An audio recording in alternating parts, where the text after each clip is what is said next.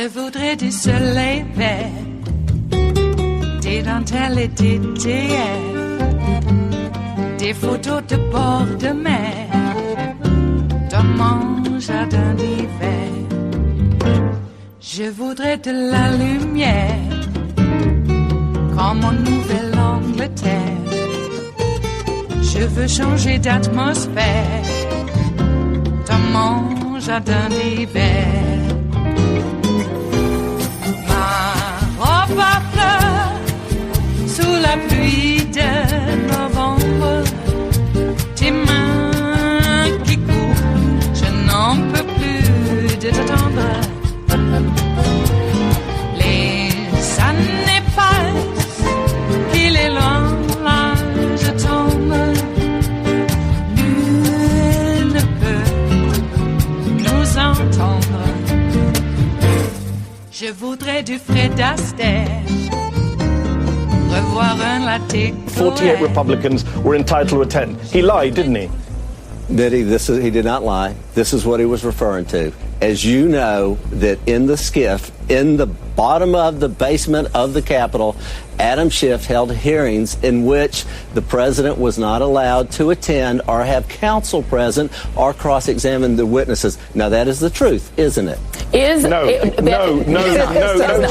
Jack, just to be clear to your viewers, that is not what Cipollini said. Cipollini said, and I quote, that members of the Republican members of the House were not allowed to enter the room. That is false, Jack. Can we agree on that? That is false. Mitty, here's what I'm going to give to you. We'll kind of do a statement swap. I will listen to that. It could be true, but you will also. No, it could be true. Okay, wait a minute. Joy, you will also agree with me that the president was not allowed to have counsel or cross-examine witnesses hold on, one in second. Adam Schiff's hearing in the Intel Committee. Hold on. True? Let me ask you a question. Jack. Have you ever sat in a grand jury? Actually, no. I keep getting struck from it because of my congressional. Gotcha. I have sat in on a grand jury, and those skiff hearings were the equivalent of grand jury hearings. And I'm going to ask you this question. You haven't sat in a grand jury, but I will tell you that whoever the defendant or the potential defendant is not allowed to have counsel or cross-examine witnesses. The skiff behaves as a grand jury room. No grand jury ever allows the potential defendant to cross-examine witnesses or have counsel in. The Republicans decided that they were going to use that as an excuse to claim Donald Trump did not get due process. However, now Donald Trump has the opportunity to have evidence and witnesses entered into evidence. He will have the opportunity to have his counsel cross-examine witnesses.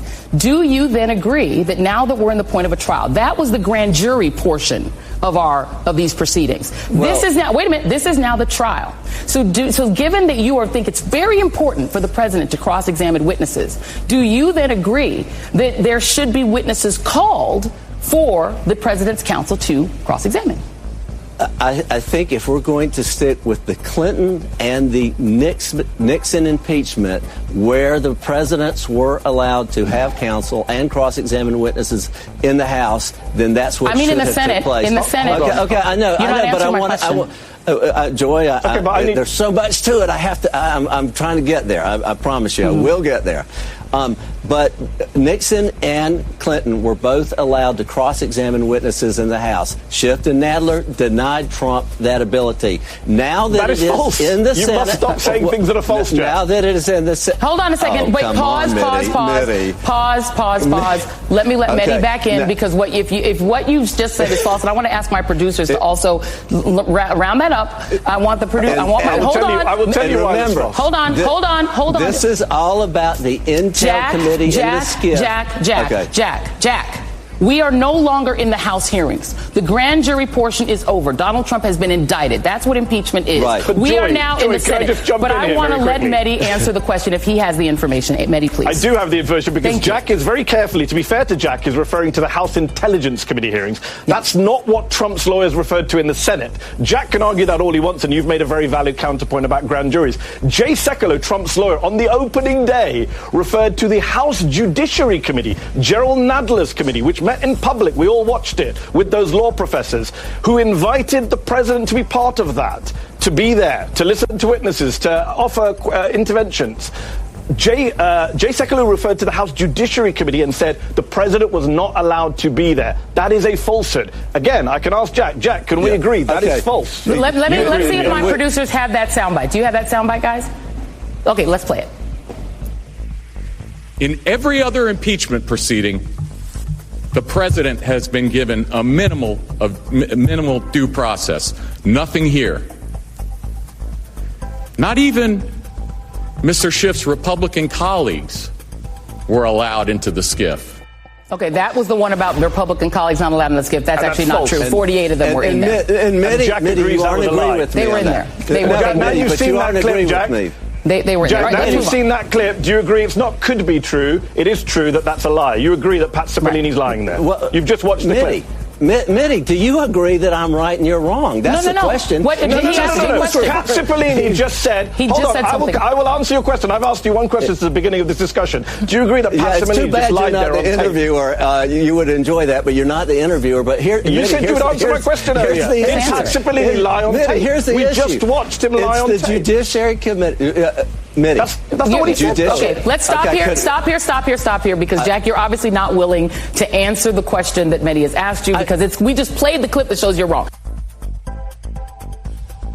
It is Monday, the 27th of January of 2020, and you are in West Coast Cookbook and Speakeasy. I am your chef de cuisine, Justice Putnam, and our daily special is River City Hash Mondays. Well, it has been another one of those weekends, and added on to the cover-up, and added on to the absolute evidence of a cover-up, and added to the coronavirus spreading. We also hear the sad tragedy of Kobe Bryant's passing, along with his 13-year-old daughter, Gigi. And I should mention also John Altobelli, the Orange Coast College baseball coach. The longest tenured baseball coach, I believe, in all of baseball right now, I believe. I think he passed that at one institution. Altobelli was a Orange County legend, played at New York Harbor, not just baseball. Played at New York Harbor High School, and then went on to Golden West College, a 2-year institution, before he went to college in Houston. And then I'm sorry, I should have paid more attention to his pro career, but he's been at Orange Coast College for 27 years, I believe, and still a young guy. So he must not have had a very long pro career. But sadly, his wife and daughter were on the plane. And I am so sorry that I don't have the name of a member of Kobe Bryant's traveling, well, his foundation. So there was a woman that's part of the travel team's administration at parts of that. And she was on the helicopter as well. I keep saying plane, I mean helicopter. So much to discover as the NTSB investigates what went on. I don't know. When I hear sputtering, I think of a fuel problem. But it had about estimates are that it had about 800 pounds of fuel, and there was a giant fireball. But it sounds to me, and I'm just a layman here, but it seemed like it was getting choked for fuel, possibly. These helicopters have, by and large, a good safety record. It is a twin engine, so it would have to be a very catastrophic event to occur that would cause both engines to go out at the same time. Which makes me think, was there a fuel problem? I forget exactly what kind of fuel this particular helicopter uses.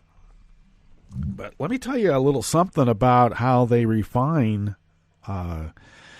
oil and gasoline in Southern California.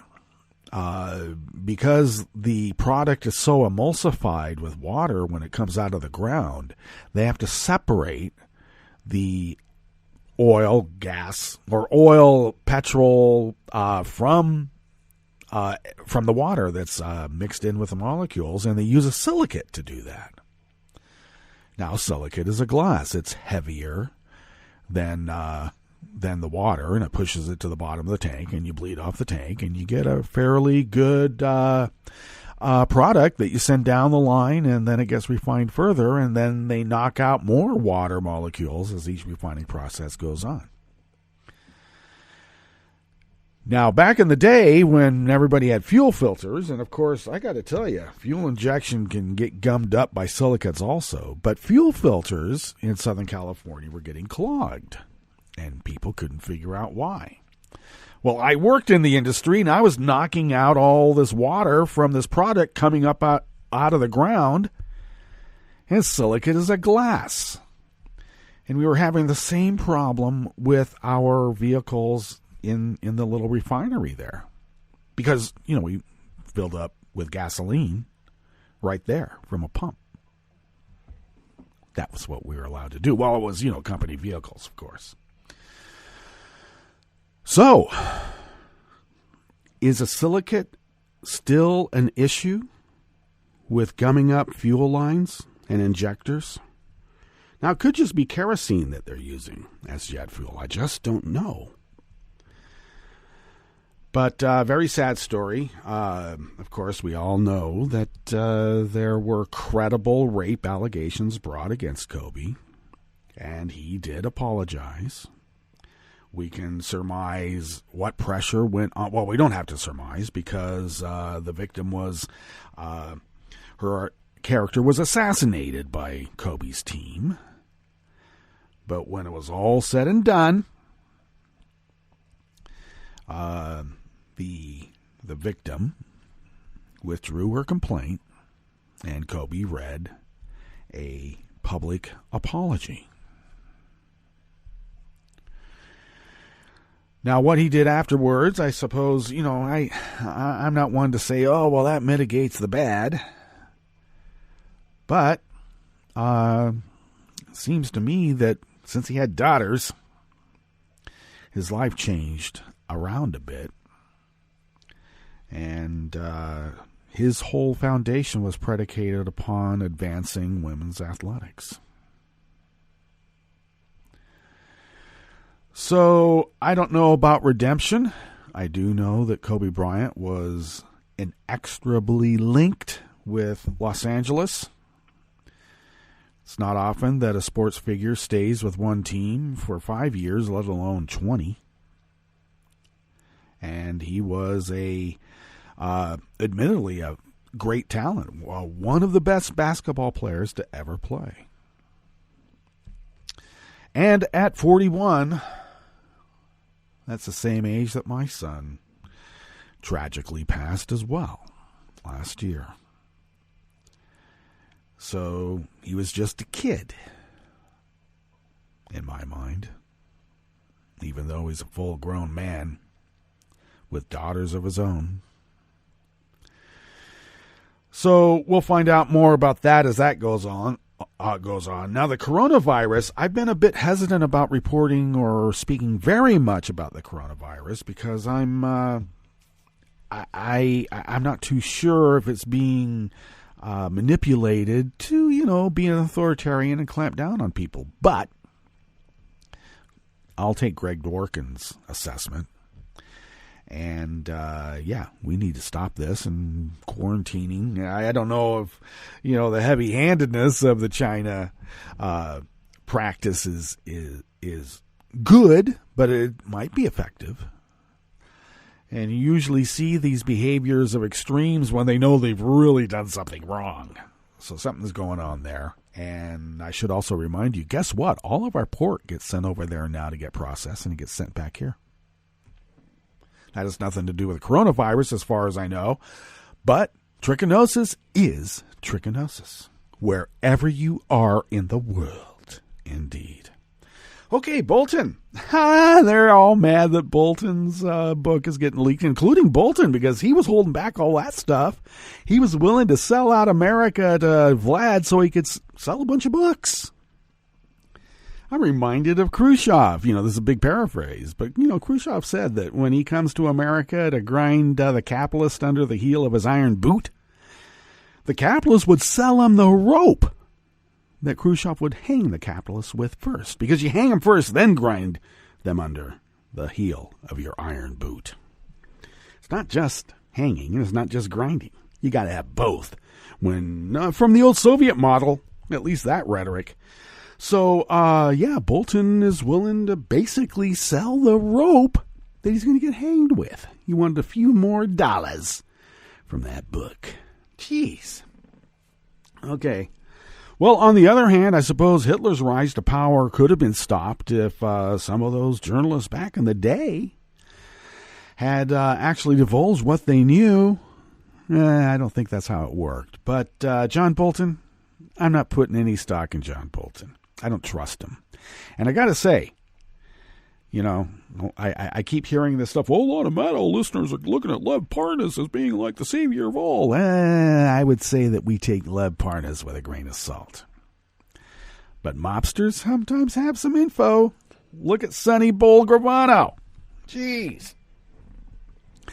He brought down the Teflon Don in a similar fashion than what's going on right now. So, I would keep Lev Parnas at arm's length. But, look, Sonny the Bull knew what he knew. And after a particular amount of pressure, he told him. On the other hand, the you better call Saul lawyer that he's got, the pot lawyer, I don't know. I think he might be pretty good. He's got a good mix of, what I can do in the courtroom and what's got to be done in the public courtroom, in the public sphere. So, I guess you would expect a Russian mobster, Ukrainian mobster like Lev to, get a Better Call Saul lawyer. And he did. And it seems to be working. And, boy, I mean, we got the Take Her Out tape. Now, another big reminder, okay? We've already got Trump talking about terrorists, how we have to take out their family. Even Soleimani, I took him out. So it's this argument that the take her out phrase was just an embellishment. He just jokes. No, he wasn't joking. He was pissed. Somebody said something bad about him, and he had to get rid of him. It's only, look at our government. I was thinking about how many people have resigned or been pushed out to the point where a lot of power is consolidated among a very few hands at the top. Look at all the acting undersecretaries and other actually very, very important positions that are not filled except for an acting, which is still consolidated power at the top. And we are suffering from it because of, I guess if you're going to deconstruct the administrative state, then like John Bolton wants, this is how you do it. John Bolton is an institutionalist to a point. I think selling books is a lot more important, or maybe he's just a vengeful, typical GOP type.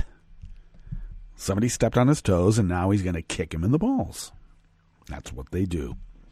Well, what's on the rest of the menu here in the Bistro Cafe of West Coast Cookbook and Speakeasy? Well, at the top, you have to be the Kingston of Fools, and I'm talking about Jack Kingston, to think you can gaslight in the world of joy.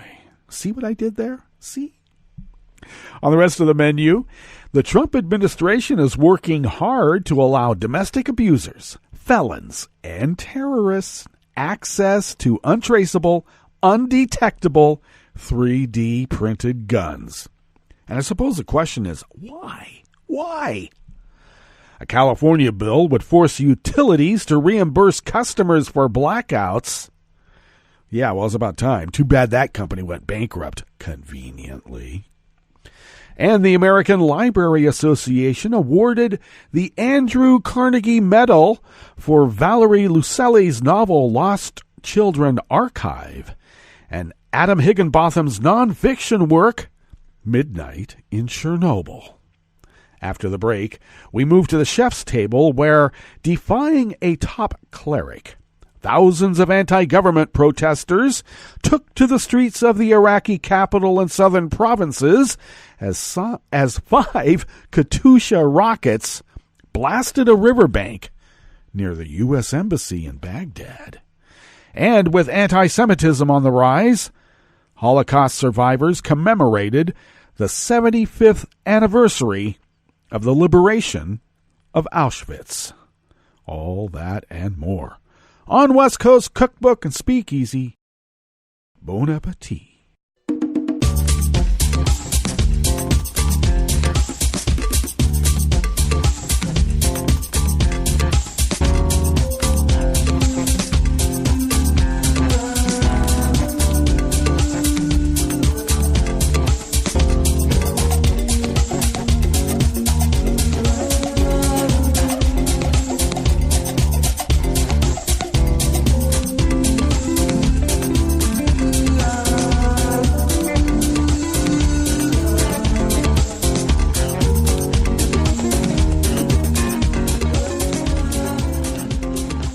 Bottom of our homepage at netrootsradio.com, to the rightest of the page, right there by the social media scroll, located actually by Deft and Superior Graphic Design, which Tom is responsible for. Thank you, Tom. Is our chat room link, and that's a great place to engage, so please do. Kelly Lincoln monitors the chat room link for us, and thank you, Kelly.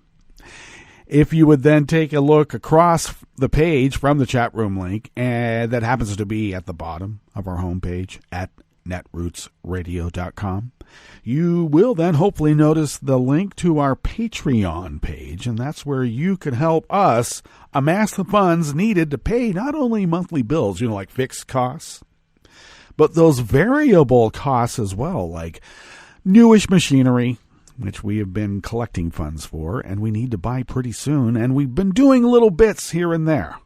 So thank you for your generosity in allowing us to do that, and also fulfill our civic duty as Resistance Radio, as the founders originally intended so many eons ago. Eons almost.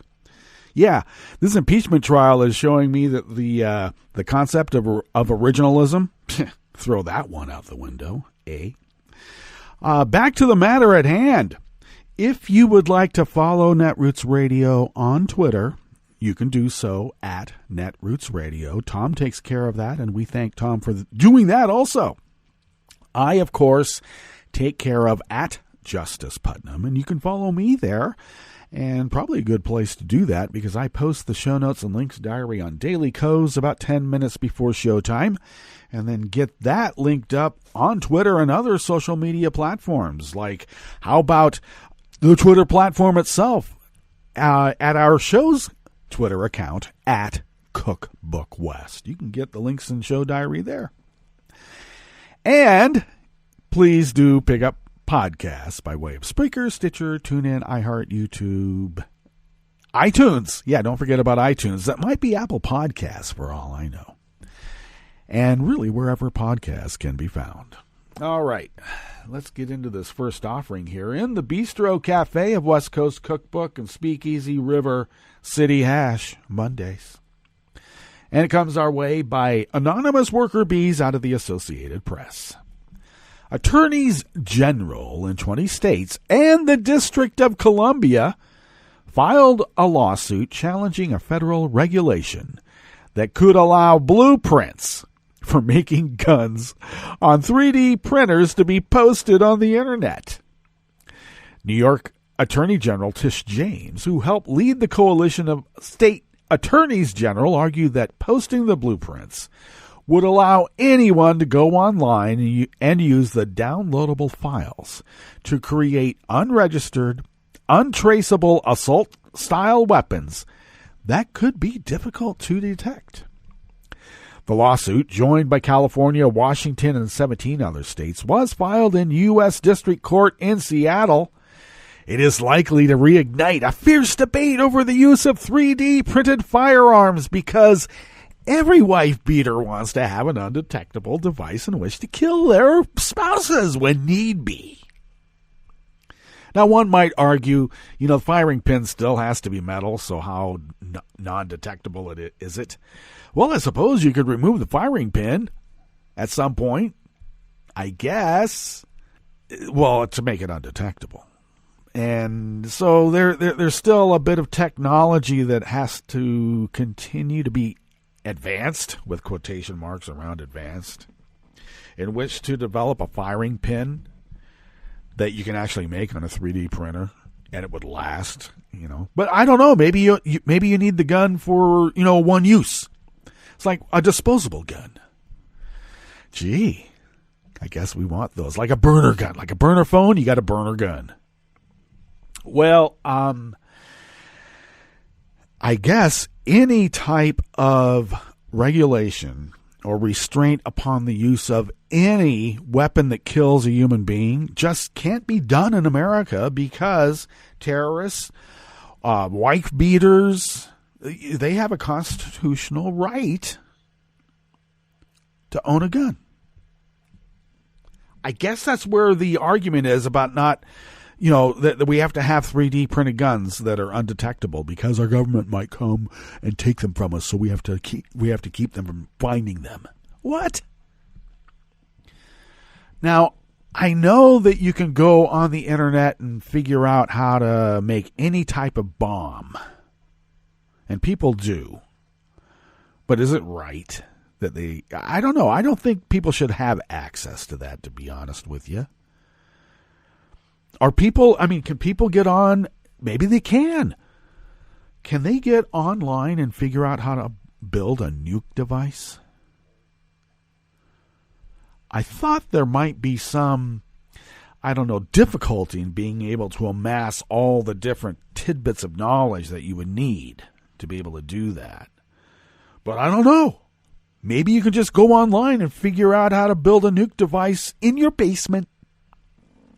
And you have a constitutional right to do that because, God damn it, we'll have to destroy half of the West Coast because, somebody might want to have a background check on a weapon.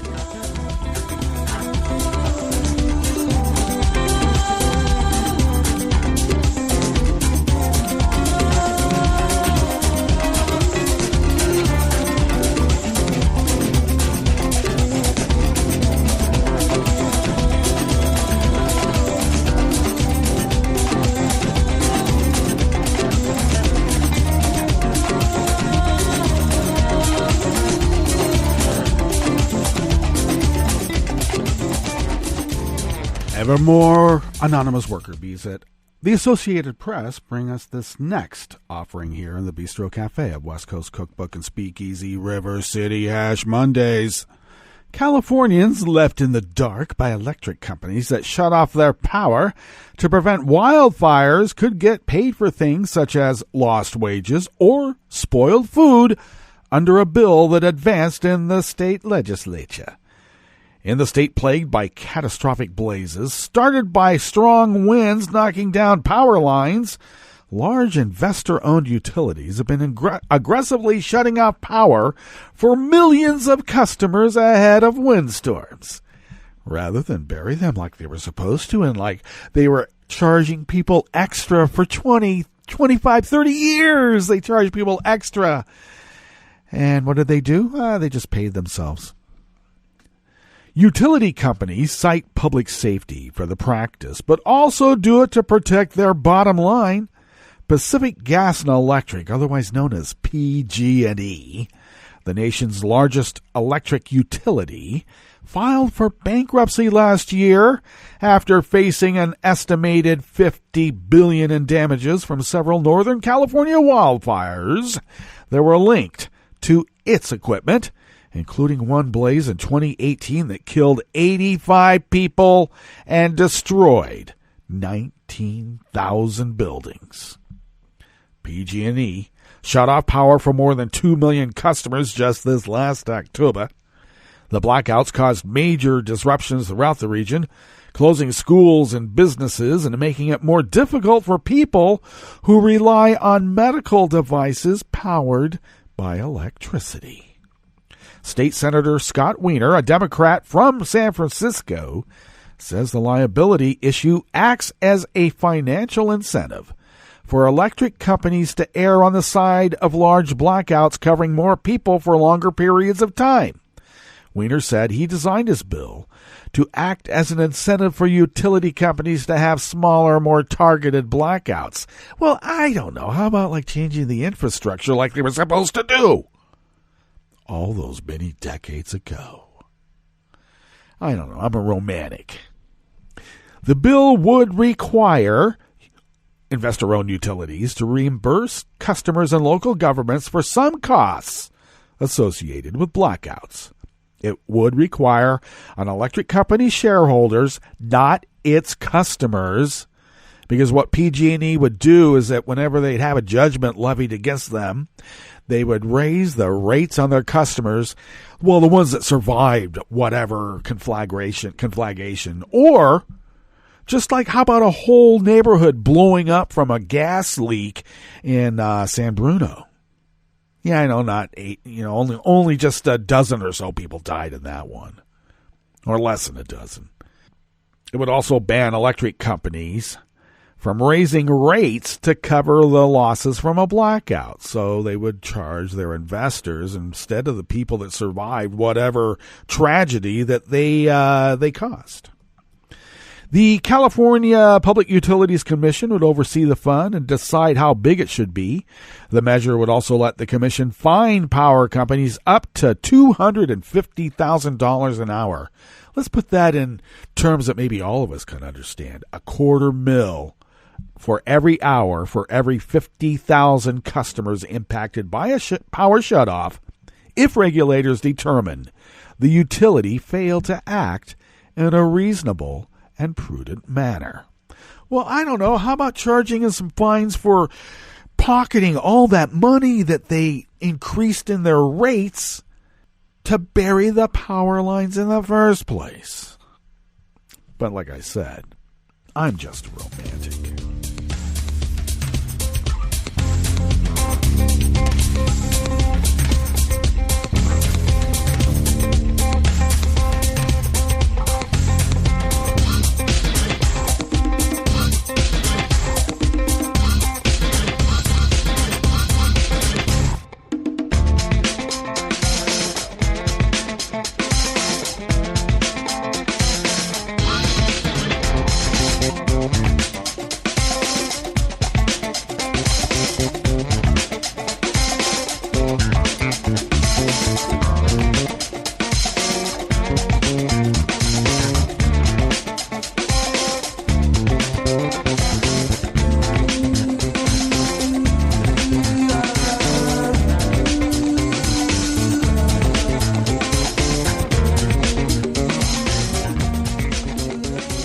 Khalil Atali of the Associated Press brings us this final offering here in the Bistro Cafe of West Coast Cookbook and Speakeasy. Valeria Luiselli's novel Lost Children Archive and Adam Higginbotham's nonfiction Midnight in Chernobyl have been awarded the Andrew Carnegie Medal, a $5,000 prize presented by the American Library Association. The awards for fiction and nonfiction were announced last Sunday and honor two of the last year's most acclaimed books. Lost Children Archive, a finalist for the National Book Critics Circle Prize, blends fiction and documentation as it probes the fates of refugee children. Midnight in Chernobyl recounts the 1986 nuclear power disaster and the Soviet Union government's desperate efforts to conceal it. We hope that librarians will find the two Carnegie winners to be powerful and fruitful titles to recommend and discuss. Prize Committee Chair Donna Seaman said in a statement, The awards were announced during the Library Association's annual midwinter meeting held this year in Philadelphia. Previous Carnegie Medal winners include Colson Whitehead's The Underground Railroad and Brian Stevenson's Just Mercy, adapted into a feature film that is now in theaters. Both Luiselli and Higginbotham are lifelong fans of libraries. In a recent email to the Associated Press, Luiselli called herself a radical nerd and praised the Carnegie Prize as the ultimate radical nerd award. A native of Mexico City, she lived everywhere from Wisconsin to Costa Rica, while growing up, and remembers attending an American elementary school in South Korea, where she would sneak into the high school library to read horror stories. Now a resident of New York City, the 36-year-old Luiselli says she has spent more time in libraries than is probably healthy, but I have a good pair of reading glasses and antihistamines in her bag, she added. Higginbotham, age 51, also knows well the interiors of the New York Public Library system.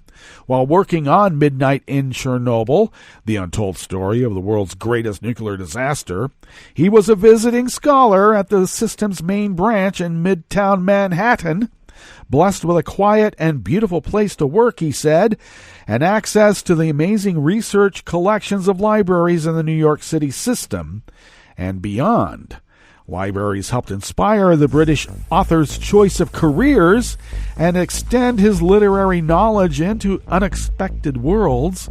As a teenager, he found a copy of Kurt Vonnegut's Slaughterhouse-Five in the library of the Wells Cathedral School, at the time perhaps the only example of modern American literature in the entire building. All right, that takes us to our break. And when we get back from that break, we are going to go through weather from around the world, and we will finish up with the stories that we have curated for you today. You are listening to West Coast Cookbook and Speakeasy, and we will be right back. You are listening to netrootsradio.com. Please hang up and try again.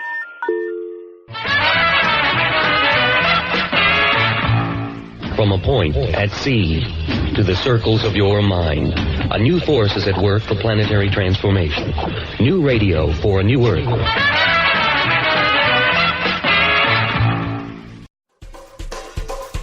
This is Scientific American's 60-Second Science. I'm Karen Hopkin. Parasites live on or even inside another organism, and some can even change the behavior of their host to boost the odds of their transmission. Take the single-celled Toxoplasma gondii. Mice infected with this bug appear to become attracted to the smell of cat pee, an odor that uninfected mice smartly avoid. The infection thus raises the chances that a mouse will wind up in a cat's mouth. Obviously bad news for the mouse, but good news for the parasite, which needs a kitty to complete its life cycle and spread to additional hosts. Devious indeed. But it turns out this cunning scheme may be less precisely targeted than it initially appears, because a new study finds that Toxoplasma doesn't specifically eliminate a mouse's natural aversion to cats. Rather, the infection makes them generally less anxious and more adventurous, which makes them more curious about cats and pretty much everything else. The work appears in the journal Cell Reports. The story about Toxoplasma gondii manipulating the behavior of its host is simply fascinating. Biologist Yvonne Rodriguez of the University of Geneva, one of the study's senior authors. It was particularly intriguing for us to understand how the parasite achieves a specific alteration of the neural circuits involved in the response towards feline predators, something that has never been elucidated. So Rodriguez and his colleagues set out to determine the molecular mechanisms that underlie this legendary feline fatal attraction. For their first step, we decided to perform a quite broad panel of behavioral assays with infected mice in order to get an overview of how the parasites affect its host.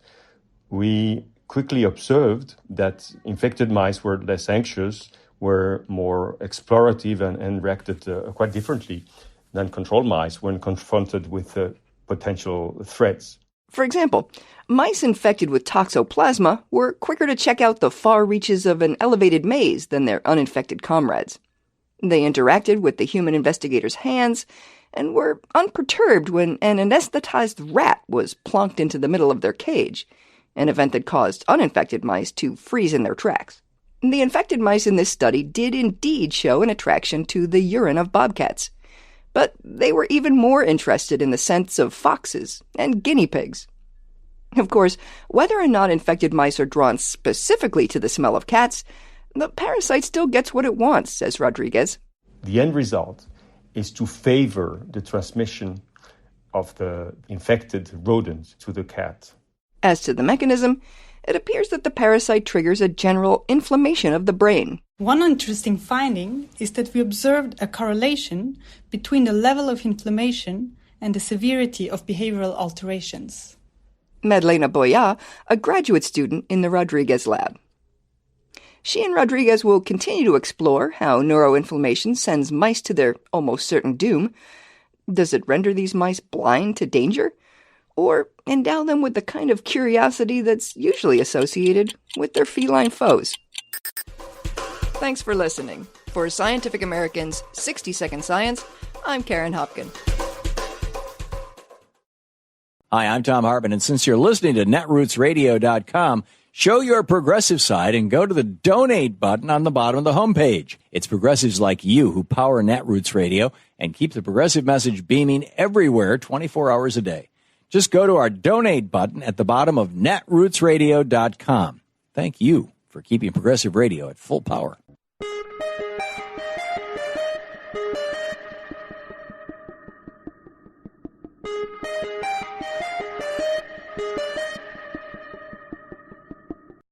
With the Super Bowl upon us, it seems like a good time to ask, is there a color line in the National Football League? I'm Lily Ledbetter, and this is a Civil Liberties Minute with ACLU attorney Bill Newman. 2 data points. First, in the National Football League, there are 32 teams. Second, 3/4 of the players, 75%, are black. 32 teams means 32 general managers, only 6 of whom are black. 32 teams means 32 head coaches, only 4 of whom are black. 32 teams means 32 offensive coordinators, the best career path to a head coach's job, and only 2 of them are African Americans. 32 teams means 32 owners, only 2 of whom are people of color. The representation of people of color in top front office jobs is 11%. And the NFL, unfortunately, reflects corporate America as a whole, where among the 500 chief executives of the Fortune 500 companies, 0.8% are black. Title VII of the Civil Rights Act of 1964 prohibits discrimination in employment on the basis of race, color, national origin, religion, or sex.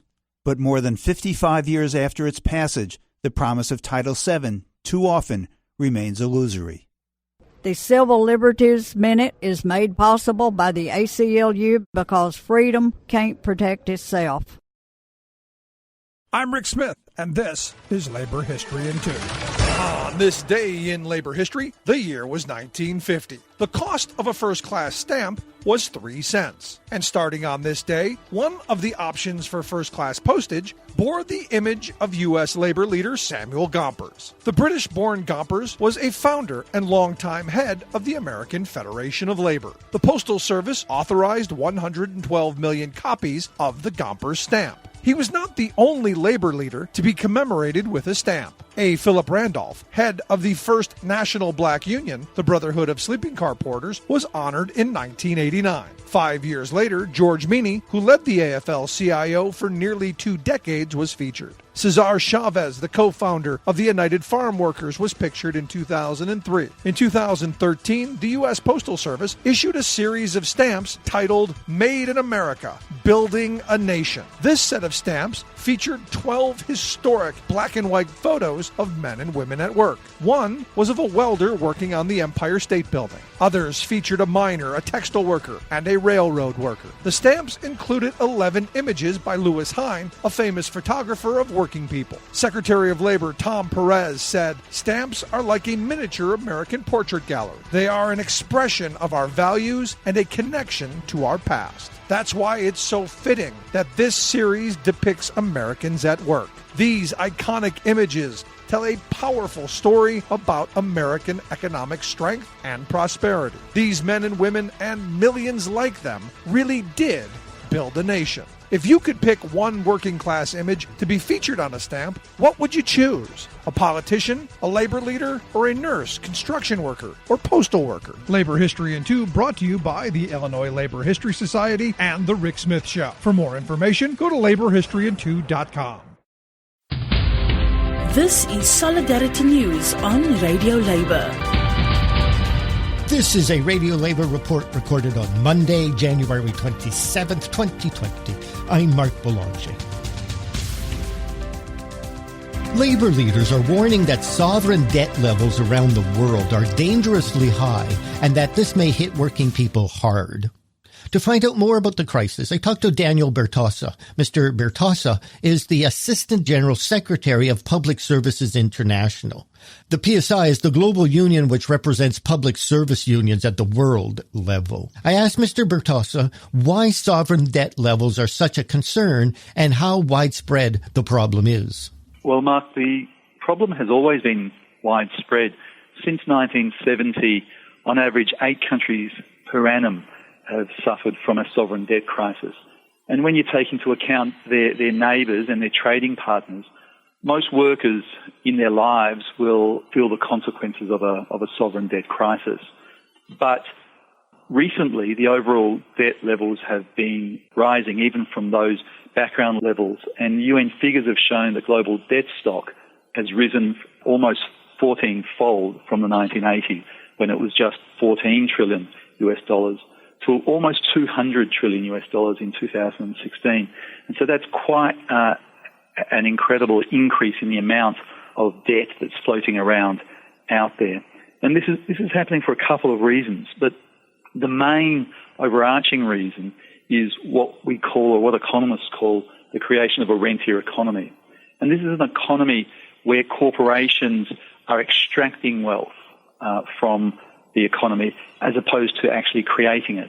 And one of the reasons for this is because of the way in which debt has increased through things like financial deregulation, which has allowed an increase in risky lending and often outright speculative lending. And this has seen finance become a much, much larger part of the global economy. And at exactly the same time, governments have given away their ability to control this enormous amount of money that's floating around the world, because they've signed up to bilateral investment treaties and trade and investment agreements that mean that they've given away their capital controls. They've given away their ability to control the movements of capital in and out of their country. And in fact, what we've seen is that these movements are increasing. And so they were at about 5% of world GDP in 1990. But in 2070, these capital flows around the world are now about 20% of world GDP. And what's important as we think about this rentier economy, this economy where corporations capture wealth and as opposed to making it, is that these capital flows have risen over that period 3 times faster than GDP. So we're seeing more money moving around, but we're seeing less of that money being actually used to invest in things like factories. At the same time, we're also seeing a shift in the amount of that wealth that workers are getting. So again, in the 1970s, about 55% of GDP went to workers, and by 2015, that had fallen to about 40%. And so for workers who are attempting to make ends meet or to keep up with the cost of living, workers and consumers are being forced to take out more household debt. So overall, we've got an economy that's economic growth is based on debt and extraction of wealth, not production. We've got more debt. We've got less financial regulation, less capital controls that allow governments to control this larger amount of debt, and we've got workers getting less and being forced into higher levels of household debt. Why are labor organizations so concerned about sovereign debt? When a national debt crisis hits, it's usually workers who suffer, and it's often not those who've assumed that debt in the first place, the private sector or the banks. And so growth drops, jobs disappear, and often inflation rises and the cost of living goes up, so workers struggle to make ends meet. And when this happens, governments will often try to balance the books. So they cut pensions, they cut public services, and they also will try to privatize, often at exactly the worst time in terms of getting a reasonable price for assets. And that's it. International labor news you can use. Thank you for listening. And remember, it's all about global solidarity.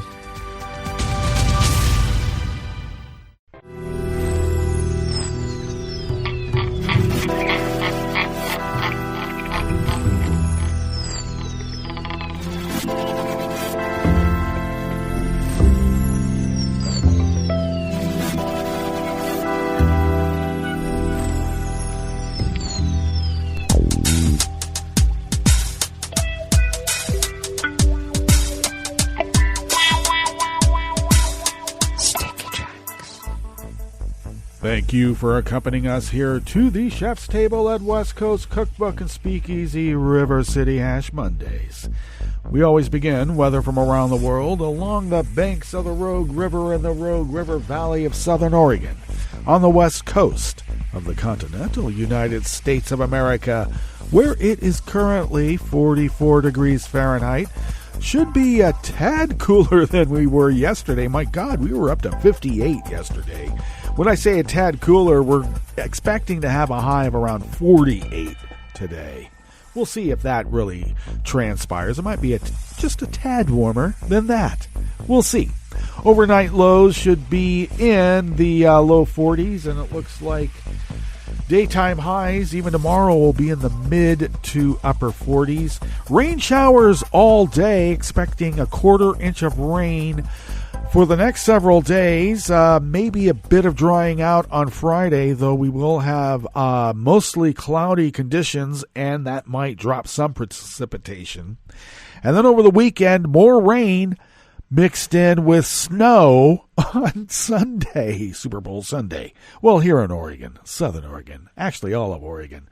We'll see, though, because that's a bit of time out. We'll see if there's really a mix of rain and snow, which some people might call a springtime snowy mix. Maybe. All right. It looks like air pollen is rated at none. The air quality index is good at 26 parts per million. And the daytime UV index is low at 2. Barometric pressure is, it is falling at 30.25 inches. Visibility is down to 6 miles, and relative humidity is at 96%. My. Weather from around the world is brought to you by people's personal weather stations that they purchased. These people planted these purchased personal weather stations somewhere around their property, and these people positively live around the world. Some people have their P-tapes. I have mine. Alrighty. London is 46 with rain. Gay Paris is 48 with rain. Oh, and a flood advisory in Paris. Rome is 57 and partly cloudy, and they have a wind advisory with lightning and thunder. Kiev, I apologize. It's Kyiv, is 31 and cloudy. Kabul is 27 and fair. Hong Kong is 50 degrees and fair. Tokyo is 37 with rain, and they have a flood watch as well. Sydney, Australia is 76 and partly cloudy. San Francisco, California is 50 degrees and mostly cloudy. And New York is 42 degrees Fahrenheit and mostly cloudy. And that is weather from around the world, brought to you by people's personal weather stations that they purchased. These people planted these purchased personal weather stations somewhere on their property, and these people positively live around the world.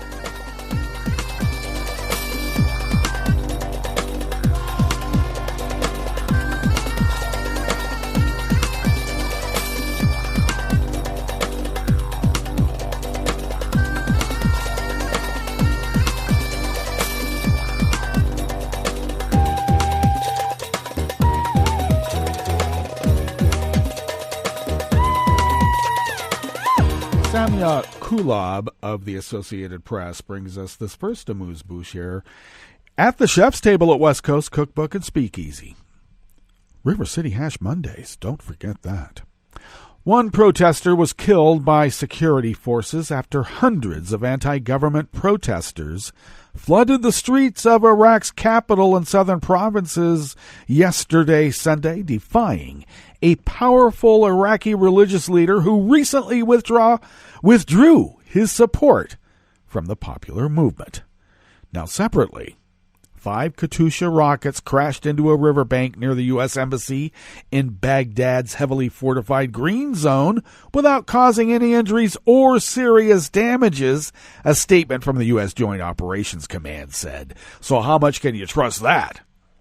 Well, we did have, scores and scores of soldiers who suffered concussive brain injuries because we lobbed some of our own missiles somewhere along the way. And I don't know if rockets crash. Don't they come and explode and pretty much demolish a riverbank? You would think. One rocket landed inside the embassy walls, an Iraqi security official said, and that official spoke on condition of anonymity in line with regulations because they don't have Baghdad Bob anymore. Security forces fired tear gas and live rounds to disperse the crowds from the capital's Kalani Square, medical and security officials said.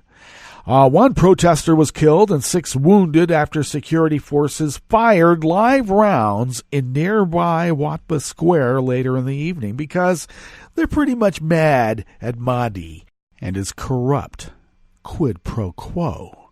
This for that government.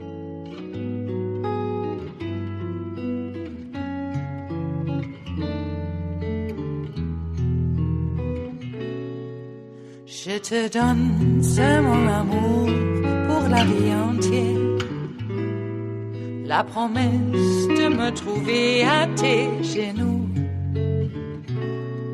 Aussitôt que tu m'appelles, rester toujours fidèle, c'est tout, c'est tout. Je te donne tous mes printemps, mes étés de mer, mes automnes quand les feuilles tombent partout.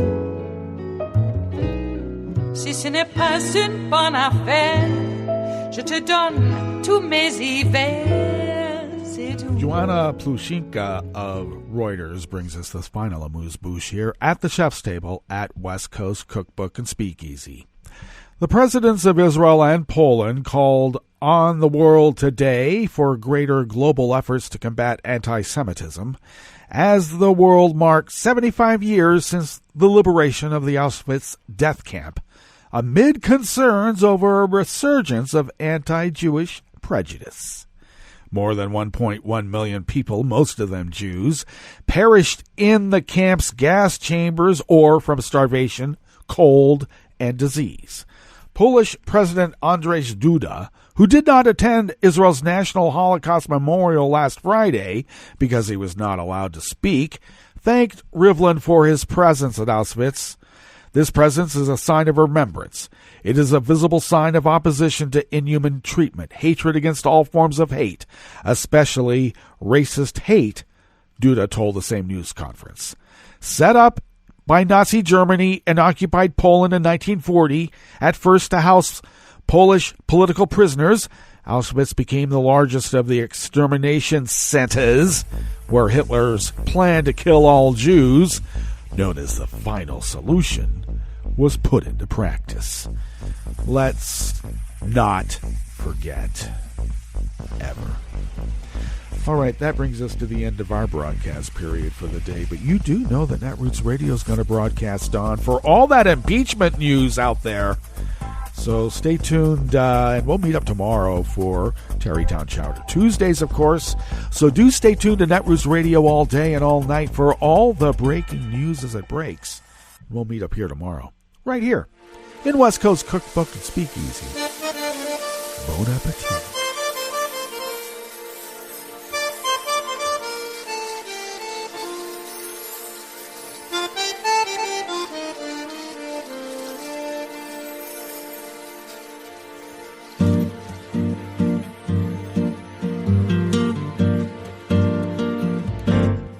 Je voudrais du soleil vert, des dentelles et des théâtres, des photos de bord de mer, dans mon jardin d'hiver.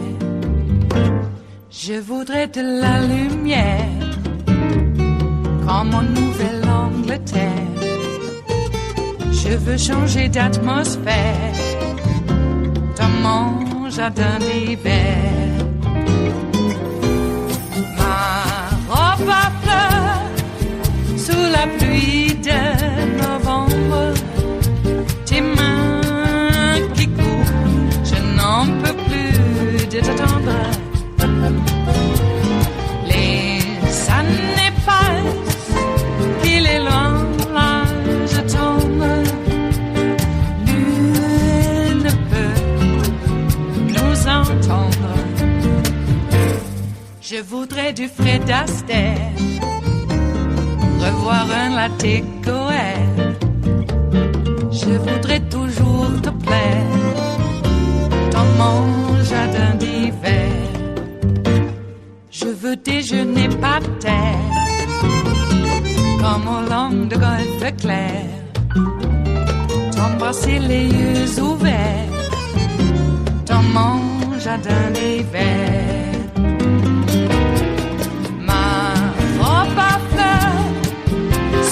Pluie de novembre, tes mains qui courent, je n'en peux plus de t'attendre. Les années passent, il est loin, là je tombe. Nul ne peut nous entendre. Ba-da-da-dum-di-da-dum. Ba-da-da-dum-di-da-dum. Ba-da-da-dum-di-da-dum. Dans mon jardin d'hiver. Ba-da-da-dum-di-da-dum. Ba-da-da-dum-di-da-dum. Ba-da-da-dum-di-da-dum. Dans mon jardin d'hiver.